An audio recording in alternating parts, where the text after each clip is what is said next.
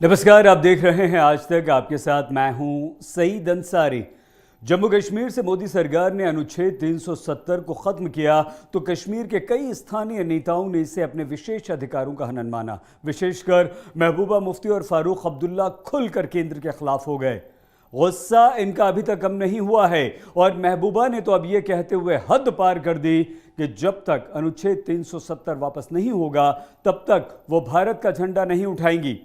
महबूबा के इस विवादित बयान पर अब जमकर बवाल मचा है।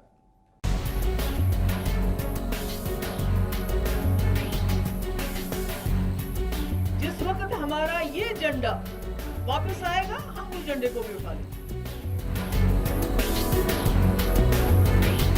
अपनी सारी सियासत लुट जाने की तड़प लिए खामोशी और गुमनामी में 14 महीने की नजरबंदी बिताने के बाद शुक्रवार को पीडीपी अध्यक्ष महबूबा मुफ्ती की जुबान को पहली बार मौका मिला। उन्हें जो कहना था वो पहले से हर कोई जानता था, लेकिन अपने दिल की बात में वजन डालने के लिए वो टेबल पर 2 झंडे भी लेकर बैठी। एक झंडा उनकी पार्टी का था और दूसरा जम्मू कश्मीर का पुराना झंडा, जिसका 5 अगस्त 2019 के बाद वजूद ही खत्म हो गया। देखो, झंडा तो मेरा ही झंडा तो ये है, सामने मैंने रखा है। जिस वक्त हमारा ये झंडा वापस आएगा हम उस झंडे को भी उठा लेंगे, मगर जब तक हमारा अपना झंडा डाकुओं ने डाके में ले लिया है तब तक हम किसी और झंडे को हाथ में नहीं उठाएंगे। Whatever is to be done we'll do that। मैंने तो खून की बात की। मैंने कहा अगर इस बार लीडर्स को अपना खून देने की जरूरत पड़ेगी, Mehbooba Mufti will be the first one to do that. और मैंने पहले भी कहा, जाती तौर पे जाती पार्टी के वर्कर से मिलके बात करेंगे हम, फिर पीपल्स अलायंस की पार्टी मिलेंगी, हम आपस में बात करेंगे। जो इलेक्शन का, जहां तक मेरा जात का, महबूबा मुफ्ती की जात का सवाल है, I have no interest in elections, let me tell you that. मैं जो आईन जिसके अंदर मैं इलेक्शन लड़ती थी, जब तक वो आईन हमें वापस नहीं होता, Mehbooba Mufti has got nothing to do with the elections, let me tell you that. तिरंगे को लेकर महबूबा मुफ्ती का ये ऐतराज पुराना है। जम्मू कश्मीर को वो अपनी मिल्कियत समझती रही हैं, लिहाजा धारा 370 का खत्म होना उनके लिए जायदाद लुट जाने जैसा है। लेकिन उनके पुराने सियासी साथी नसीहत दे रहे हैं कि वो जितनी जल्दी अपना भ्रम दूर कर लें उतना अच्छा है, क्योंकि 370 तो अब नहीं लौटने वाली। यदि वो मुख्य धारा की भारत की राजनीतिक हैं तो उन्हें भारत के तिरंगा उठाने में आपत्ति क्यों है? और यदि आपत्ति है तो इसका अर्थ ये हुआ कि जो हम इतने वर्षों से बात कह रहे हैं वो एक बार पुनः सिद्ध होती है।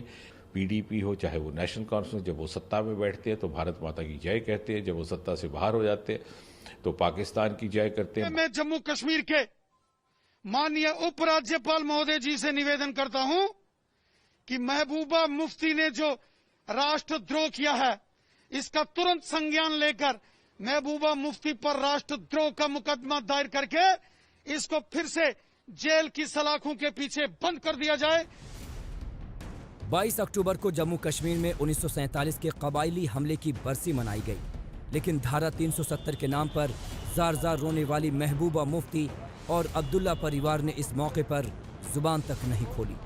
विभाजन और फिर कबायली हमले झेलने वाले परिवार इस दोहरी राजनीति पर लानतें भेज रहे हैं।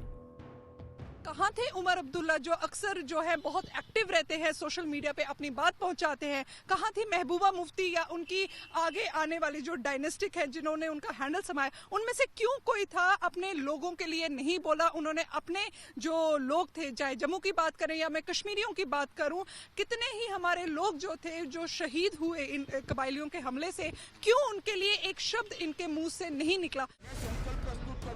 संविधान के अनुच्छेद 370 के खात्मे पर देश के संसद और राष्ट्रपति मुहर लगा चुके हैं, लेकिन फैसले को कोर्ट में चुनौती दी गई है। दूसरी ओर धारा 370 को लेकर अलग अलग राजनीतिक विचारधारा भी हो सकती है और इसे हटाना या वापस लाना बहस का मुद्दा भी हो सकता है। लेकिन महबूबा मुफ्ती की मांग पर कांग्रेस को गहरी सियासी साजिश दिख रही है। कांग्रेस तो इस बात पर भी सवाल उठा रही है कि मुफ्ती को बिहार चुनाव के मौके पर क्यों रिहा किया गया। महबूबा मुफ्ती किस राजनीतिक दल की सहयोगी थी? नरेंद्र मोदी जी की। महबूबा मुफ्ती जी के साथ मिलकर सरकार किसने बनाई थी? नरेंद्र मोदी जी ने। और कश्मीर बिहार में मुद्दा कैसे है? महबूबा मुफ्ती और उनके जैसे बाकी सियासतदान अपनी खोई सियासी जमीन वापस पाने के लिए सब कुछ करने को तैयार हैं। लेकिन ये बात इन नेताओं को जरूर समझनी होगी कि तिरंगे को नकारने से ये चंद लोगों को भले खुश कर लें, क्योंकि हिंदुस्तान के साथ एकाकार हो चुका जम्मू कश्मीर ऐसी नफरत वाली सियासत से आगे बढ़ चुका है। श्रीनगर से शुजाउल हक, जम्मू से सुनील भट्ट और दिल्ली से आनंद पटेल के साथ आज तक ब्यूरो। महबूबा मुफ्ती के बेलगाम बयान पर जबरदस्त राजनीतिक घमासान मच गया। हालांकि महबूबा पहले भी अपने विवादित बयानों से सुर्खियों में रही हैं। सिर्फ महबूबा ही नहीं, कुछ ही दिन पहले फारूक अब्दुल्ला ने भी चीन के पक्ष में और देश विरोधी बयान देकर खूब बखेड़ा खड़ा कर दिया था।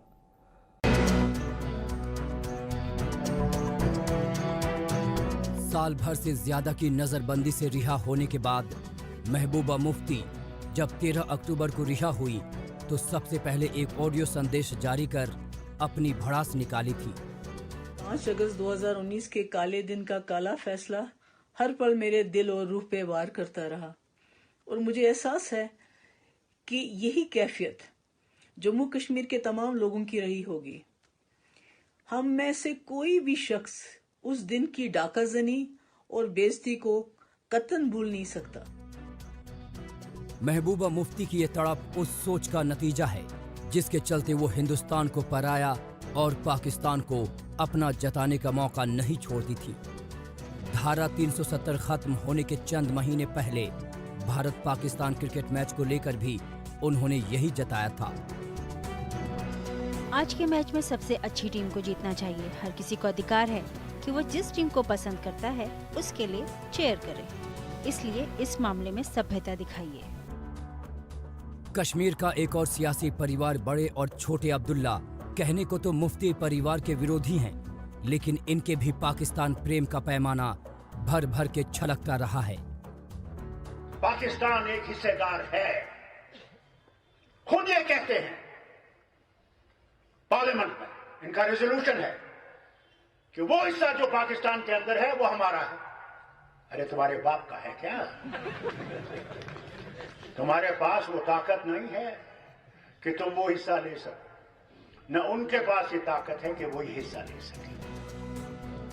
चुनावी राजनीति से जोड़कर ज्यादातर वक्त सत्ता के ऐशो आराम भोगने वाले अब्दुल्ला आतंकवाद के समर्थक पाकिस्तान परस्तों के साथ खड़े होने में भी नहीं हिचके। We are united because we want final settlement of this state. Don't make a mistake about it. The settlement is not taken place. याद कीजिए, ये वही अब्दुल्ला हैं जो कश्मीर में सुरक्षा बलों पर पत्थरों की बारिश करने वाले भाड़े के पत्थरबाजों को आजादी का नायक मानते हैं। पर वो जो पत्थर फेंकने वाला है उसको टूरिज्म से कोई मतलब नहीं, वो भूखे मरेगा, मगर वो वतन के लिए वो पत्थर मार रहा है, ये समझने की जरूरत है। बड़े मियाँ तो बड़े मियाँ, छोटे मियाँ सुभान अल्लाह। पिता के नक्श कदम पर चल रहे उमर अब्दुल्ला भी आतंकी बुरहान वानी के ढेर होने पर आंसू बहा रहे थे। मैं सुन पा रहा हूँ कि मस्जिद से उठा आजादी का नारा कई सालों बाद पूरे श्रीनगर में गूंज रहा है। कश्मीर के लोगों को कल एक नया आइकॉन मिल गया। अपनी जुबान से कश्मीर की आबो हवा में जहर घोलने की रिवायत कश्मीर की सियासत में बहुत पुरानी है, लेकिन इस सियासत के दिन अब लद चुके हैं तो सियासतदानों के आंसू बहेंगे ही। श्रीनगर से अशरफ वानी के साथ आज तक ब्यूरो। महबूबा का बयान तिरंगे का अपमान। इस पेशकश में एक बहुत छोटे से ब्रेक के लिए हम रुक रहे हैं। आगे आपको दिखाएंगे मोदी सरकार के आने के बाद कैसे बंद हुई अलगाववादियों की दुकान। आप देखते रहिए आज तक। मोदी सरकार के आने के बाद सबसे पहले अलगाववादियों की दुकान बंद हुई और फिर अनुच्छेद 370 के खात्मे ने मुफ्ती और अब्दुल्ला परिवार की राजनीति के ताबूत में आखिरी कील का काम किया। महबूबा मुफ्ती और फारूक अब्दुल्ला, उमर अब्दुल्ला को नजरबंद कर दिया गया, जिसके बाद घाटी की स्थिति सुधरी। हालांकि कई महीने के बाद फिर से सभी को रिहा कर दिया गया।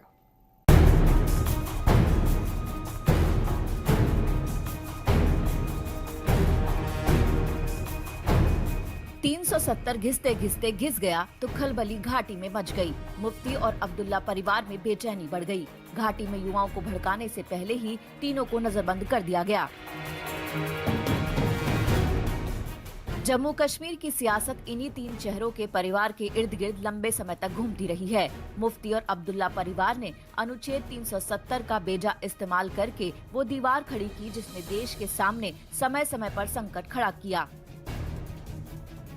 अनुच्छेद 370 के सभी लेकिन मोदी सरकार ने जनता से जो वादा किया था उसे 5 अगस्त 2019 को अमली जामा पहनाया तो मुफ्ती और अब्दुल्ला परिवार की सियासी जमीन रातों रात खिसक गई। जम्मू कश्मीर से अनुच्छेद 370 हटने के बाद यानी पिछले साल 5 अगस्त को फारूक अब्दुल्ला को Hari Niwas state guest house में नजरबंद किया गया। वहीं उमर को हाउस अरेस्ट किया गया। महबूबा मुफ्ती को भी नजरबंद किया गया। महबूबा मुफ्ती को 436 दिनों के बाद 13 अक्टूबर की शाम को रिहा किया गया। लेकिन महबूबा की नजरबंदी के दौरान उनकी बेटी ने ट्विटर पर मोर्चा संभाला था। अपनी मां के ट्विटर हैंडल से वो आवाज उठाती रही। हालांकि फारूक अब्दुल्ला और उमर अब्दुल्ला को काफी पहले ही रिहा कर दिया गया था। फारूक अब्दुल्ला को 6 महीने से ज्यादा वक्त तक नजरबंद रखा गया। इस साल 13 मार्च को रिहा किया गया। वहीं उनके बेटे उमर अब्दुल्ला को 11 दिन बाद यानी 24 मार्च को रिहा किया गया। 232 दिन नजरबंद रहने के बाद उमर अब्दुल्ला को रिहा किया गया।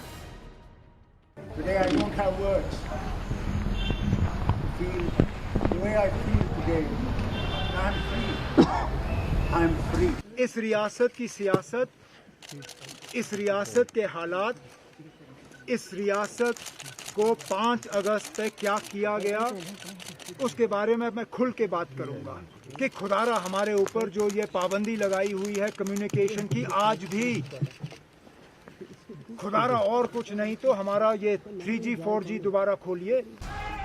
अनुच्छेद 370 के खात्मे और नेताओं की नजरबंदी से पत्थरबाजी की घटनाओं में भारी कमी देखी गई।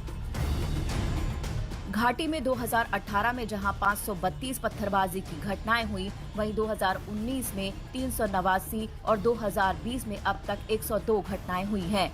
यानी 2018 की तुलना में 2019 में पत्थरबाजी की घटनाओं में 27% की गिरावट आई और 2020 में 2018 की तुलना में 73% की गिरावट दर्ज की गई। यानी साफ है, जिन नेताओं ने 370 के नाम पर सियासी रोटियां सेकी, उन्होंने वहां के युवाओं से खिलवाड़ किया। ऐसे खिलवाड़ करने वालों की संख्या काफी ज्यादा थी। लिहाजा अनुच्छेद 370 के खात्मे के बाद हिरासत में लिए गए कुल 451 में से 996 लोगों को PSA के तहत हिरासत में रखा गया। लोकतांत्रिक प्रक्रिया के तहत ये नेता अब रिहा है, लेकिन गुपकार घोषणा के जरिए फिर से मोर्चाबंदी कर रहे हैं। कश्मीर में अनुच्छेद 370 और 35A की बहाली की बैटिंग करने लगे हैं, लेकिन इन कुछ महीनों में राज्य के लोगों के बीच ये चेहरे बेनकाब हो गए। कश्मीर के युवाओं को पता लग गया है कि उनके भविष्य को कैसे बरसों तक चंद नेताओं ने अपनी सियासत के लिए रौंदा, लिहाजा अब इनके झांसे में नहीं आने वाले। आज तक ब्यूरो।